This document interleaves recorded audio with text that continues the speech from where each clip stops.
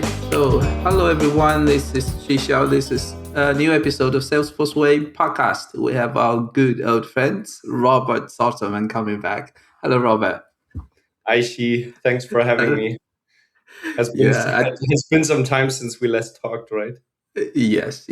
And why not to introduce yourself? I think you have changed a bit of the situation as well. Yeah, um, I'm Robert. I live in Germany, close to Stuttgart. I'm a Salesforce veteran in the in the sense, or a Salesforce dinosaur in the sense that I think it's 14 years now. I I'm working for the Salesforce partner Akiva, a US-based company which helps ISV partners and Salesforce customers with building apps, digital transformation, and the last years a lot how to make use of AI in business apps. So maybe your viewers know me as the clean code Robert, the craftsmanship guy, but I really got a new topic, which is agentic AI and how to make use of it, and agent force. Yeah. Yeah, and I'm very happy with that new topic. It's really interesting times and an interesting topic. So I'm happy that you agreed that we talk about this topic today. Why not? Your image to me, especially on LinkedIn, has been definitely shifted towards the AI. So you are the AI guy in our ecosystem. So also saw you posted a lot of messages there about the AI and the things you have learned. I appreciate for that too. So learn a lot. Yeah. Yeah, I think the old Mm. topics they are not irrelevant, but um, the focus has changed, and I I don't decide on my topic to the world. It's more about I just talk about what I care about at the moment, and AI is just the number Happened one to be. thing. And Yes.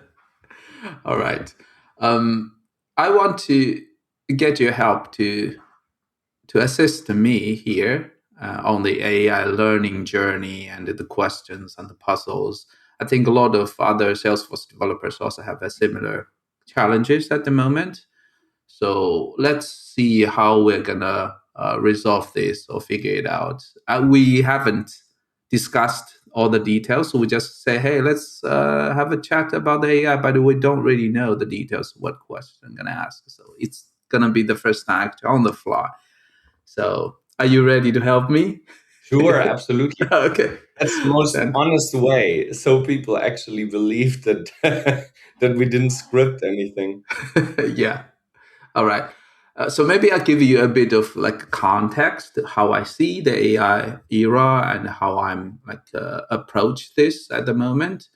So to me, I usually typically put AI as like three different categories. The first category to me is like the Salesforce platform AI, which is like a agent force data cloud that all the Salesforce developers maybe are more familiar with. And then we have the AI application layer, which is like a cloud code, codex. For them, we need to learn a bit how to manage the context, how to do the MCP, how to do the RAG, how to ask good questions so those code agents can respond in the correct manner. Hmm. And then the third is like more wider. It's like a machine learning skills. It's really like the good old basics, like a linear regression, logistic regression, vector, all those mathematics and the Python libraries, how to do those things. To me, I typically put them into like three different categories. Hmm. However, nowadays everyone say AI skills. They kind of like mixed them together. I don't know if that's a good thing, but to me, I really see the differences. They are totally different career path as well to me. I don't know. Do you think that's a good way to say so? Absolutely. I mean, it's a difference between using a tool or applying it to the product you sell to the world, or inventing the product, you know. So Mm, the when you say ML, machine learning, that's skills that the people need to know that are building those models and those tools and optimizing them. But and I would say that's not a career path for most of us mm, who are in application development. It's, I would say it's good to know a little bit about those things, you know, like when you drive a car, it's actually good to know how a car works.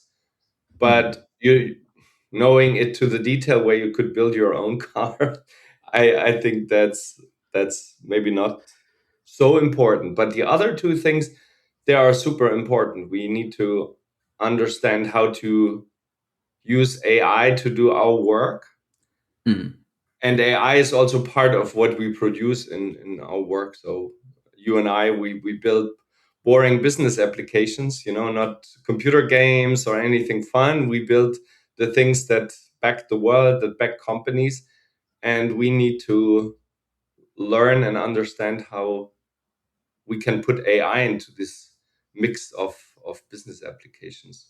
So yeah, I mm. would say everybody needs to learn a little bit of all of them. Yeah. Okay. Yeah, like those. I also like to reflect it. If we reflect it back to the old programming world, we also had the Salesforce platform programming, like Apex and the Lightning Web Component or the Aura, right? And also we have the industry standard applications like React or something. Mhm. Then we have the people who write the developer focused tools like your PMD or the Air that Chris in the last episode discussed. So I also see it's quite similar to the old programming world as well. Yeah. But I have this challenge to figure out what's the border, what's the boundary, especially between the Salesforce platform AI and the AI application engineering. like like Agent Force for me, I only see the titles in the LinkedIn when people post something. There's a GA coming, this new feature coming, but I didn't really pay much attention because I see it's a fast moving pace. And Mhm. also like the Cloud Code or Codex, there are a lot of certificates coming out as well. I pay a bit more attention towards that because again, it's more industry standard. It can be used in multiple different other technical stack as well. So I don't know what's your opinion here. Uh, it, I get your confusion. Mm, I I recently did this Claude Code Architect certification, so I can mm-hmm, tell you what it is. It's a, I would say it's a mix of both. So you're right. It's sometimes confusing to differentiate. But when mm, Salesforce talks about agent force, I would say it's 99% talking about how to put AI into Salesforce orgs or applications. So it's the umbrella term for everything Gen AI, which is in the platform going through Salesforce's own trust layer. You know, that was the initial story, because mm-hmm, we could all say, why is Salesforce not just allowing people to call out to LLMs or Cloud Code or APIs like every other system? And the mm-hmm, story goes like this is unsafe. You need to make sure that your data is not corrupted, it's not like sucked out into an external platform. Um, and this is why they basically built this internal machinery called Agent Force. But in the end, it's not like a separate AI, it's just using all those large language models outside. So Anthropic, OpenAI, Gemini. But they built this, yeah, you know, Salesforce is also a low code platform. So instead of you just exposing, just using an API, they give you artifacts like prompt templates, which allow you to store prompts together with some configuration data, which model as an XML metadata, and version it. And then there is Mm. Agentforce agents, which allow you to build, agents, which can call tools and call prompts and do something on behalf of the user. And for sure, you also need some kind of storage, and this is where Data Cloud comes in. So Data Cloud is used for accessing structured and unstructured data, doing RAG, but it's also a heavy platform for monitoring and observing everything agent force. How is my agent going? How do people like it? How many tokens do I need? So I just recently did this. Salesforce has another certification. It's called Forward Deployed Engineer, FDE. It's Mm. it's like I think it's the way how Salesforce wants consultants to work in the future. It's basically a 2 day seminar where you get trained on how to sell Agentforce and Data Cloud, how to find use cases, how to sell it. Is this certificate or is it just a It's seminar? yeah, it's a strange thing. It's as much work as a certificate, so you have to do a lot of trailhead stuff, like Hmm. Agentforce Legend and Data Cloud. And then you have to visit a city and do a 2 day course, which at a Salesforce building. So I was in Munich. Hmm. So yeah, but there is some cost involved. This is why I say it's probably like a certificate. It's not just something which you do um, Mm. uh, during lunch I break. think it Yeah, has but more cost involved, right? Comparing yeah, to I just a mean, seminar. the 2 days don't cost money, but the hotel and the travel and everything. Right, So right. I Yeah. would say that that's already an entrance barrier, so that only people will do it who live close to such cities or something. But what I wanted to say is that this is they how they attack this. So Agentforce and Data Cloud, they basically belong together, because for everything that you do in Agentforce, you need to prove it that it works. You need to improve it over time. So you need to measure it, and Mm. Data Cloud is the platform for that. Okay. It seems like you have both hands prepared. You have the cloud architect foundation and you also have the FDE, right? Yeah, Also, so how how do you recommend the people who don't have these things? Should they approach this certificate and the seminar you mentioned? Do you see the benefit? Do you get a lot of like headhunters? People seek for the benefit out of the certificates too nowadays. I'm. I was always very skeptical with certificates. Certificates show that you know something, but Hmm. we also know in Salesforce there was a lot of certificate bragging, and people who had a ton of badges but actually never had experience on the job. Hmm. My way was always to have the skills and then later do the certificates. And I probably only did them because also my company wanted people to have them. This FTE program. As a company, I think you require a lot of FTEs in your company to actually be seen inside Salesforce as a company where they can send customers and say, "Hey, let them help you." Hmm. The so for all of those things, I didn't went in there to learn something. It was more to basically prove it to the outside world that there is skills. Same with the Claude certificate. It's free, it's online, and I just wanted to prove that I can actually You work mean the with. architect foundation certificate? Yeah, exactly. That's It's not that's a free mix of anymore.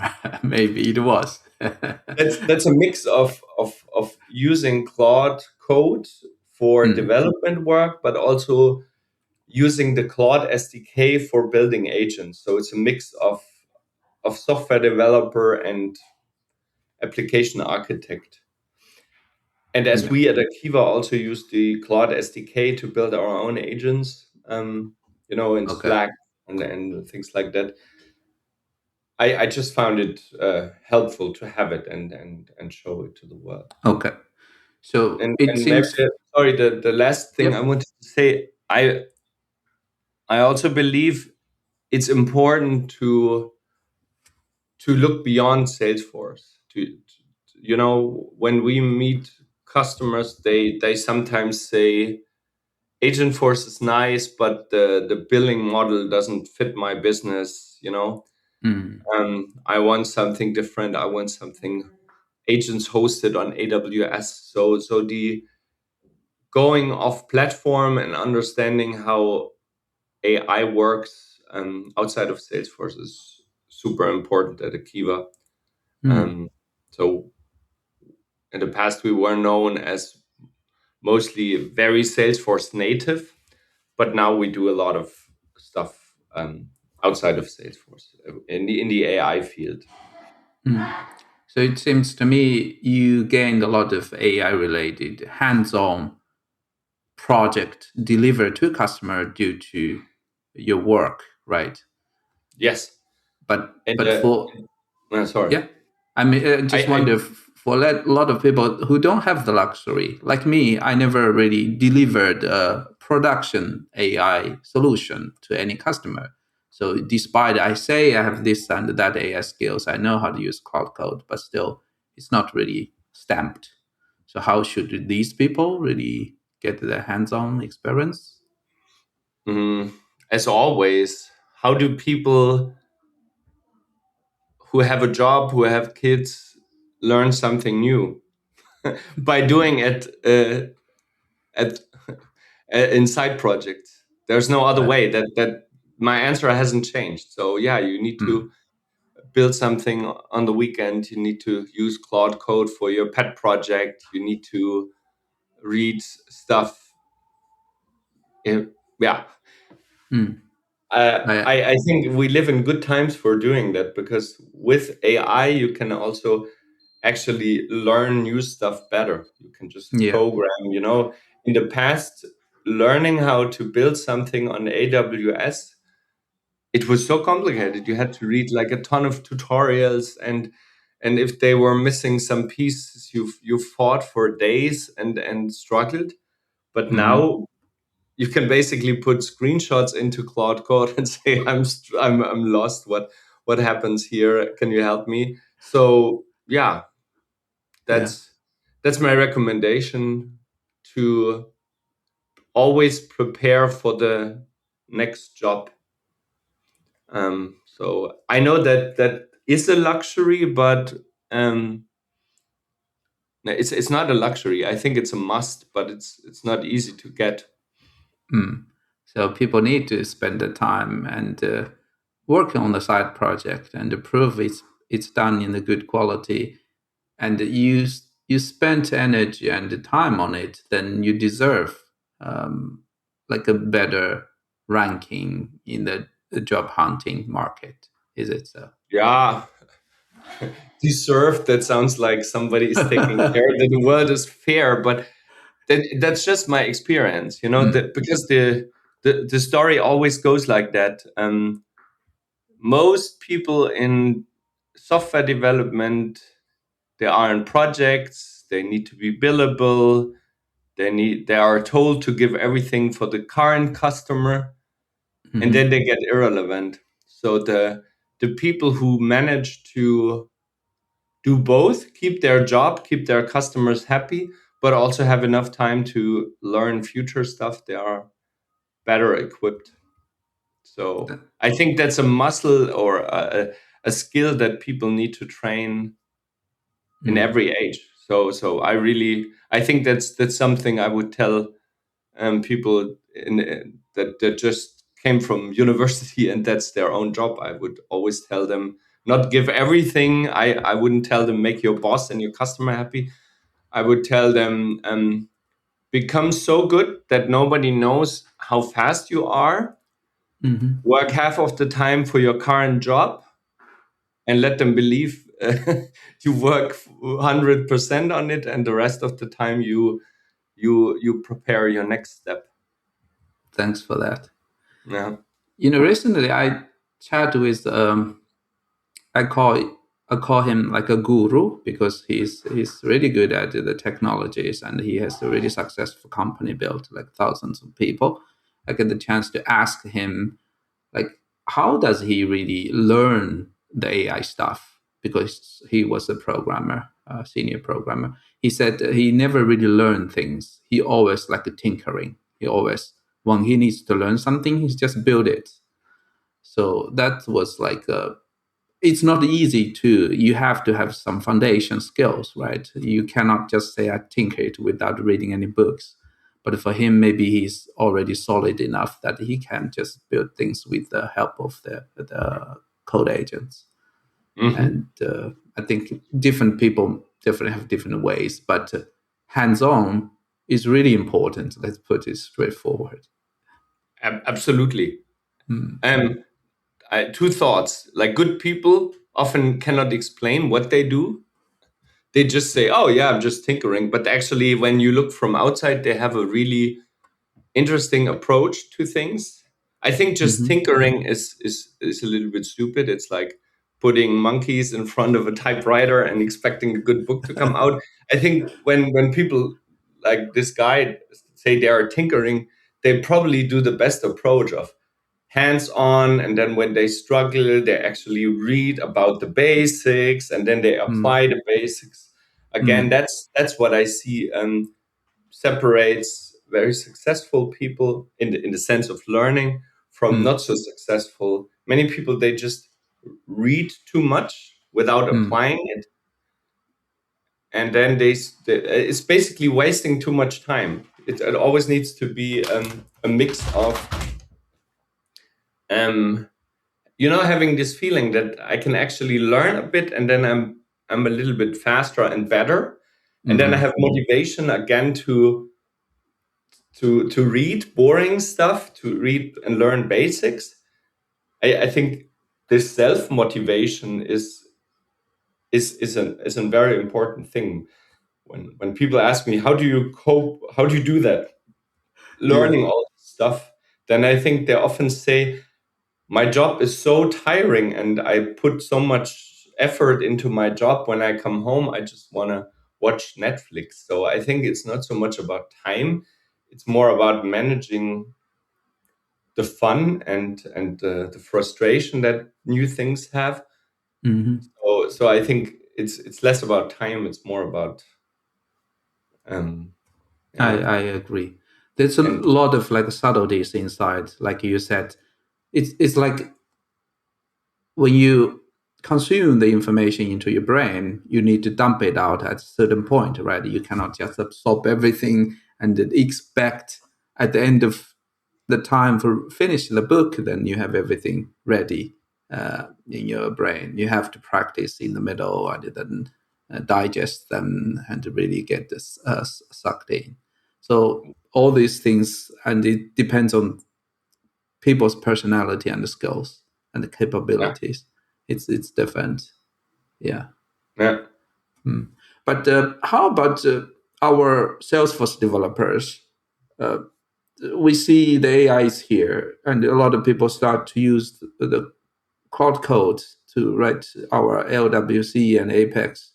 So what do you see in the near future, even like a year or two? What are the skills Salesforce developers must have?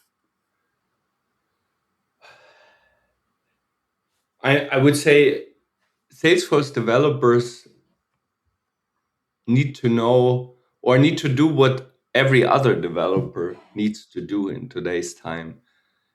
And they need to stay relevant. And I think that's the funny part of the story, that we always thought that our job is safe. And Mm, then the software people build the tool that destroys their career. So yeah, I think when you think about the different words we use for people like us,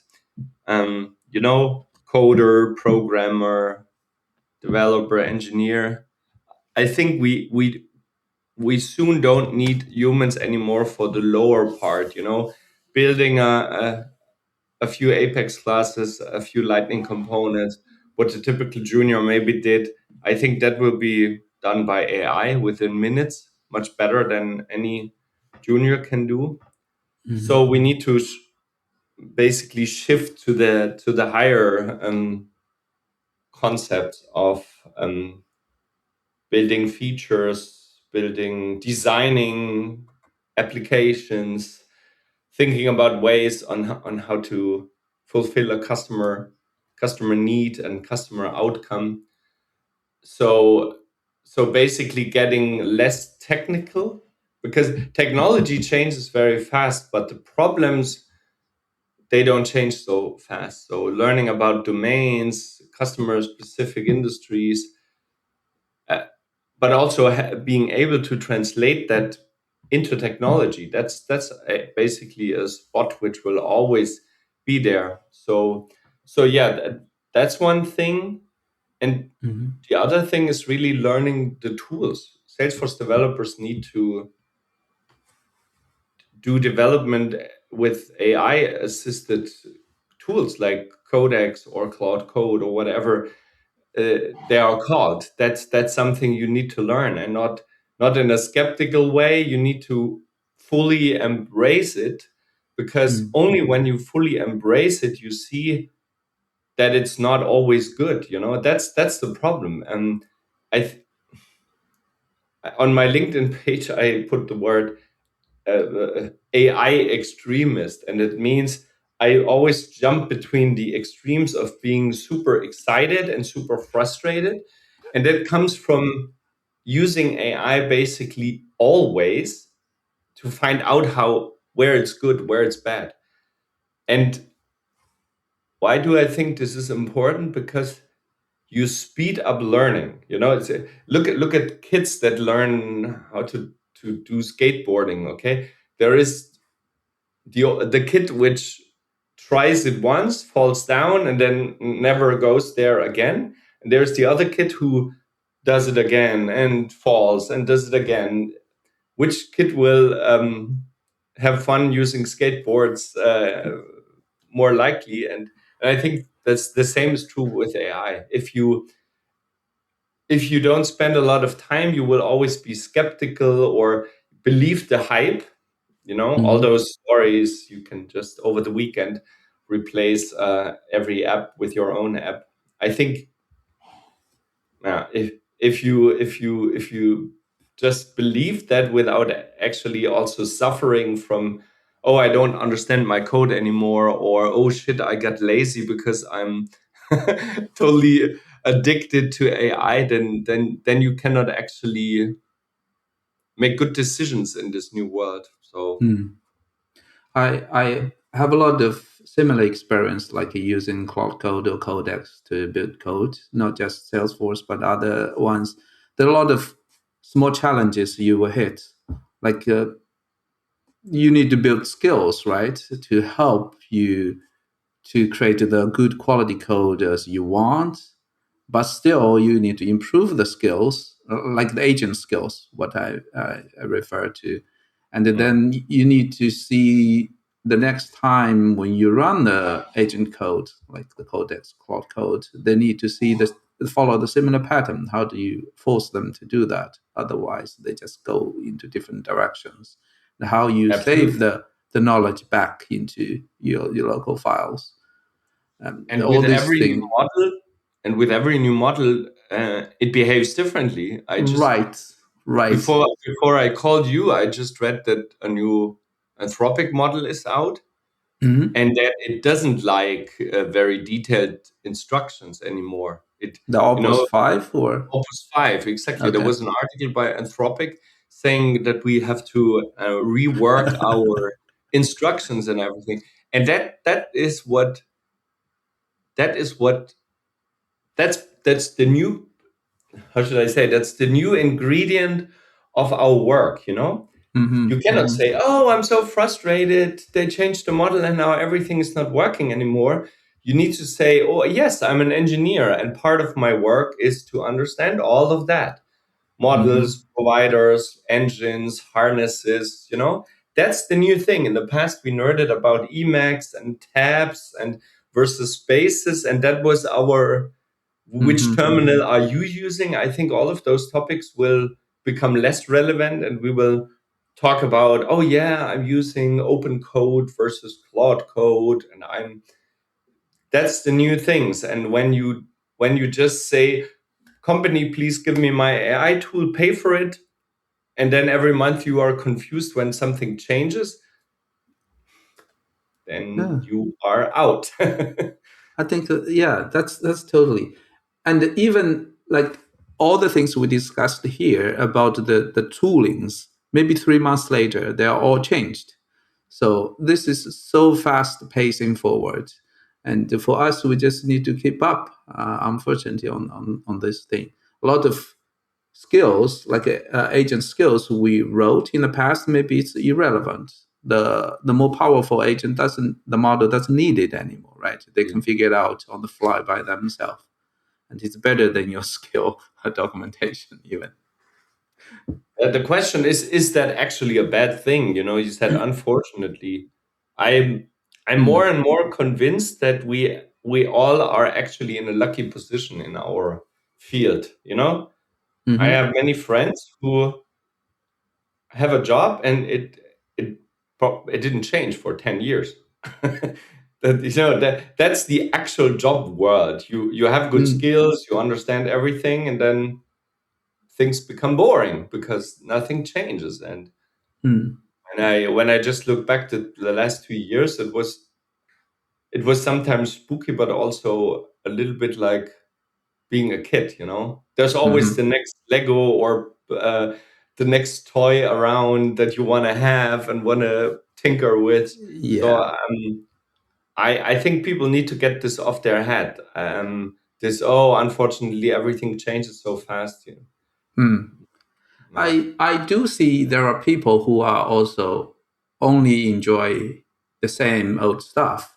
Like I see people watch the same TV series for many years for whatever reason. I don't know why, but they keep watching the same TV series. I can't say that's wrong, but to me, I need the new stuff to stimulate my brain. I need the new knowledge, new things to keep absolutely. freshing myself, keep Yeah. myself young. Yeah. I, I think I, it's okay if right? you are loyal to your series, but to the stuff you do at work, you need to keep learning new stuff. Yeah. But I'm also a bit worried that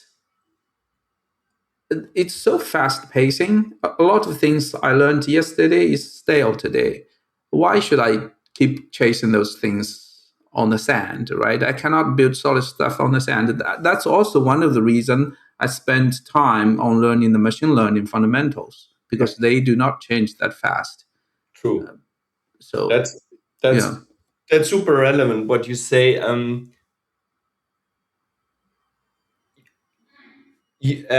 Learning. Uh, you do not only need to learn how to learn and what to learn, but also what not to learn. There is. Mm. I remember my dad gave me a famous book about education like decades ago, and there was a really long chapter what not to know. Like things not to read, facts not to know about, and it was not about work. It was more about general education, and there was like you should know about TV series. You shouldn't read gossip. You shouldn't read all those magazines that talk about the lives of famous people. And I Mm. think that is also true about work related stuff. There is just some tar pits where you don't need to go. You just don't go on LinkedIn and Twitter and read about the latest prompting techniques. You Mm. you don't want to keep up because the people there, they are mostly attention seeking influencer style people. Don't do that. Instead of reading some hallucinated stuff, go on the Anthropic blog and read that article on your own. Mm. Right. So I think that is important to get a feeling of what has a lifetime that makes it relevant for me. And so what you say, read, understand the basics, is good. But I'm very skeptic if those super basics are very relevant. You know, when you say about machine learning, I think there are some, especially those free courses about machine learning stuff. They teach you the stuff that helped the field 5 years ago. Hmm. I'm not really sure if you can ever apply that. You know, um, Yeah, I would I also be skeptical. Yeah, yeah, I like what you said because I also want to mention that when I learn these machine learning fundamentals, it's really because I want to open it up. I want to see, hey, what how these things were done. There's no return of investment here actually yeah. contributed. That's Yeah, curiosity. That's yeah, good. it's curiosity. It's pure. Of course, there's a little bit. It might help me in the future when I do the large language models or something. Maybe one day. It's like I'm learning Nix OS when I'm learning Vim. How much benefit do I get when I apply a job? Probably nobody really understand them, right? Mm. But it's interesting and it helped me on different angles. I have no clear plan how to get the return in from that. But That's who good. knows? That's Yeah. good. Nobody has. But it's always good to think about, like, take the middle ground. You know, don't take the Mm, shallow bullshit knowledge, the pseudo knowledge that everybody wants to sell you on the streets, and also not the super sophisticated old school. Um, mm. yeah, Yeah, I like this. I mean, when we were kids, we always want to see who is the good guy, who is the bad guy. There's like a white and black in the world, but in the adult world, it's really not like that. Everything is gray. Everything is possibilities, right? Since now we talk about the AI. yeah. Yeah, put in the context that the answer could be yes or no. So it always depends. Yeah. It's and it's all also, Mm, you know, the your question can be applied to so many things. Like, what should you are in school, and you ask yourself, what should I learn? Which kind of educational career should I strive for?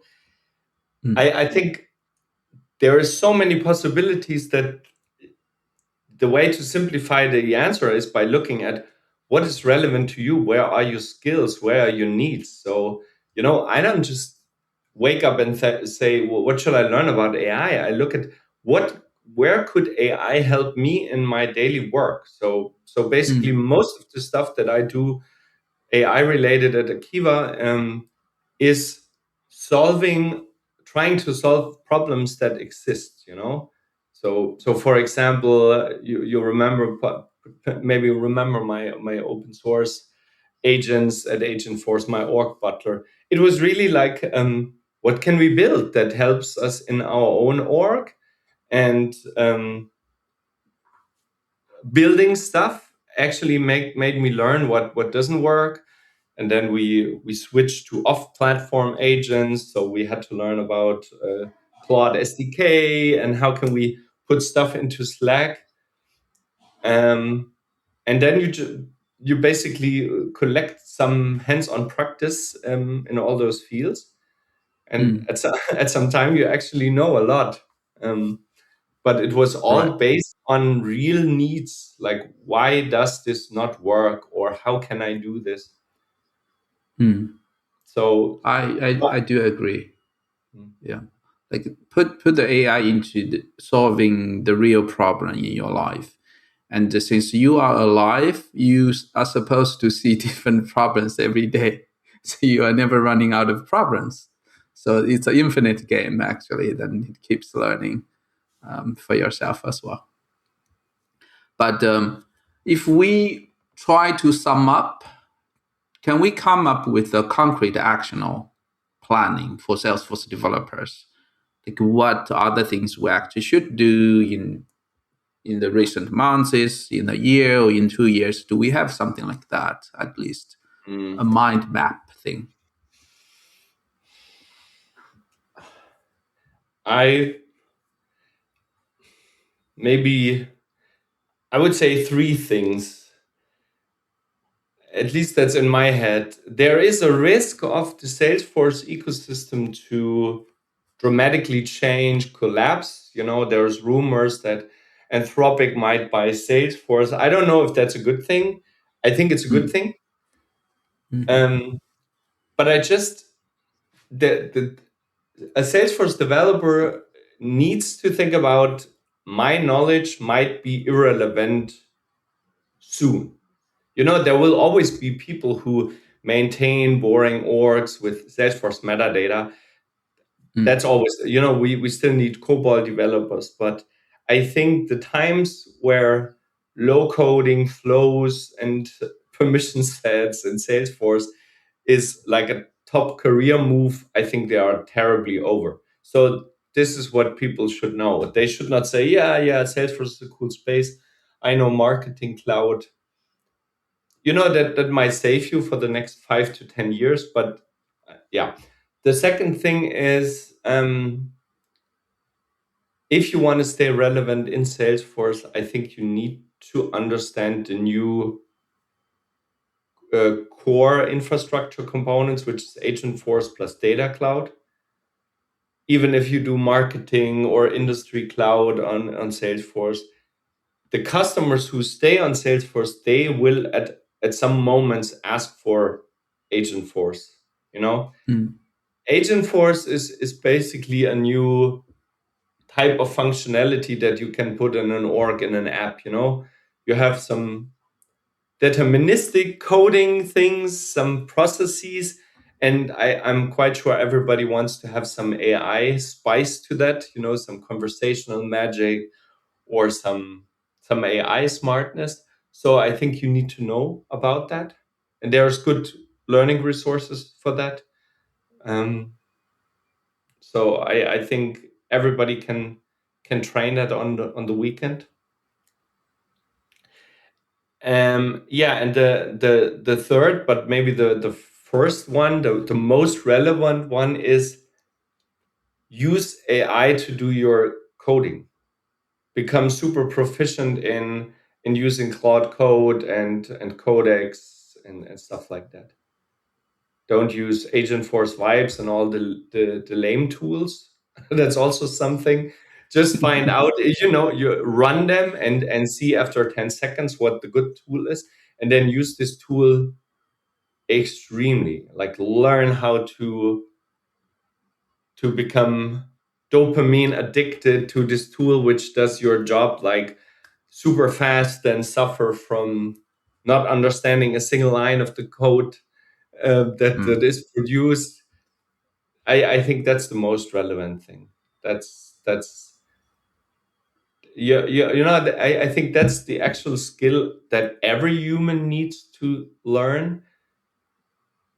Where can I use AI to do things better and faster? And what's the Mm, price I pay for that? Like learning.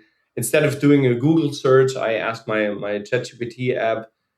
I think that's super relevant, that people see, wow, that's so cool. mm.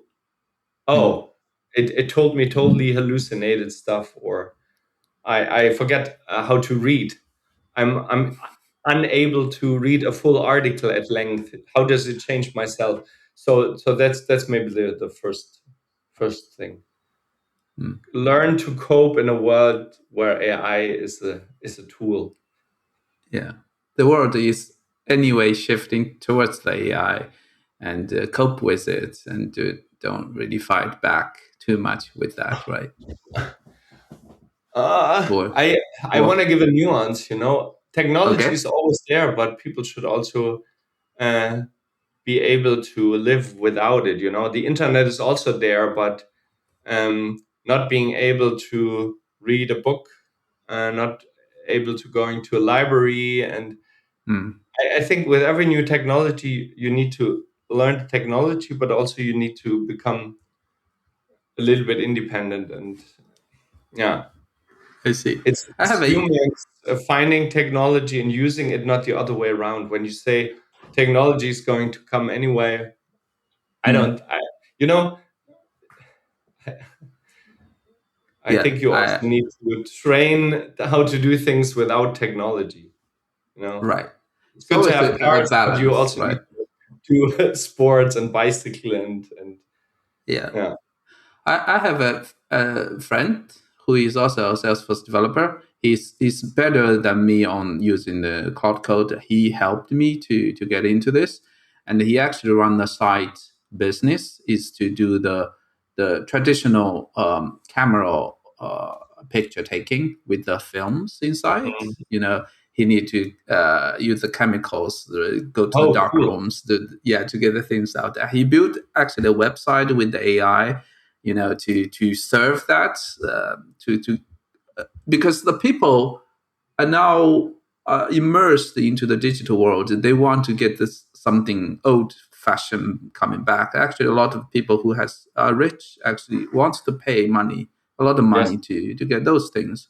So it's always, when we go into the extreme, the society will push back a bit, and that's always like so. And doing it the old way is the new luxury. That's you always see Right. that, you know. Rich people, they probably will use like less technology and do it the old way. So Right. maybe to keep a job, you should still also be able to do it the old style. Yeah. Being a photographer might not be the best job to serve the masses, but maybe rich people want to have their wedding pictures taken on film instead of on a mobile phone. And maybe there will be some Exactly. rich people who also want handcrafted software, you know, real human Exactly. written software. Yeah, that's a good business when I hear about that. So that's such a niche, but it will grow in the future when the AI gets more and more used. People Absolutely. will, yeah, value that too. All right. Thanks a lot, Robert. That's all I wanted to ask. I get a lot from you. I don't know, do you still have anything you want to mention or share with our listeners?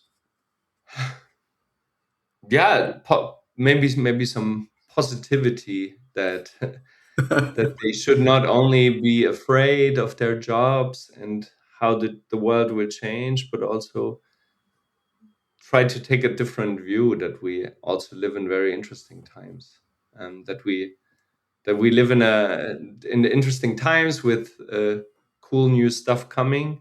That there is also a lot of opportunity in there for the world Right. and our careers, and yeah, keep learning. Thanks a lot, Robert. Good talking Thank you. with you, and have a good day. Bye bye.